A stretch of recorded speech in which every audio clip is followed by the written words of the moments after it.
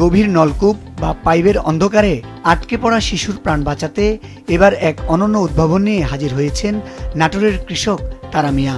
তারা মিয়ার দাবি, মাত্র 2 থেকে 300 ফুট গভীরে পড়ে যাওয়া শিশুকে নিমিষেই উদ্ধার করতে পারে তার তৈরি বিশেষ এই লোহার খাঁচা।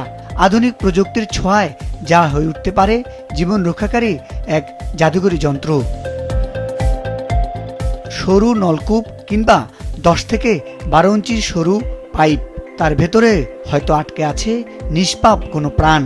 এমন দৃশ্য ভাবলেই বুক কেঁপে ওঠে সবার।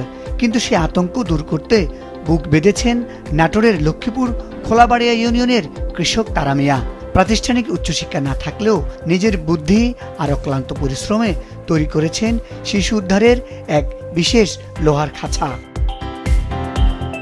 তারা মিয়ার এই প্রযুক্তিকে খাঁচার নিচের অংশে রাখা হয়েছে একটি স্বয়ংক্রিয় লক সিস্টেম। খাঁচাটি শিশুর কাছে পৌঁছালে উপর থেকে নিয়ন্ত্রণ করে এর প্রস্থ কমিয়ে আনা হয়। ফলে শিশুটি খাঁচার ভেতরে সুরক্ষিতভাবে আটকে পড়ে এবং দড়ির টানে অনায়াসে উঠে আসে উপরে। এতে কোনো শারীরিক আঘাত ছাড়াই দ্রুত উদ্ধার অভিযান সম্পন্ন করা সম্ভব।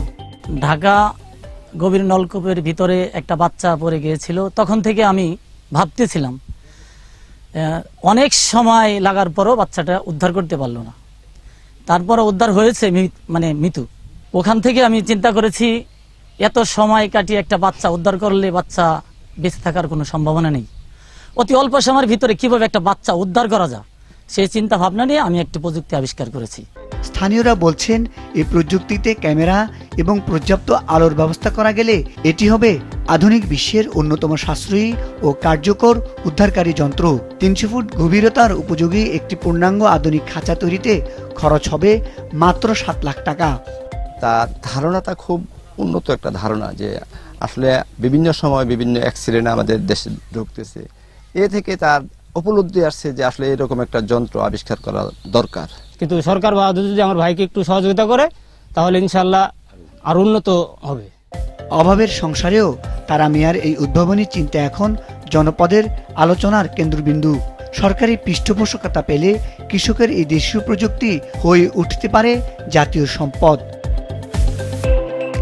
মুজাহিদ সাকিব, মাছরাঙ্গা নিউজ ডেস্ক।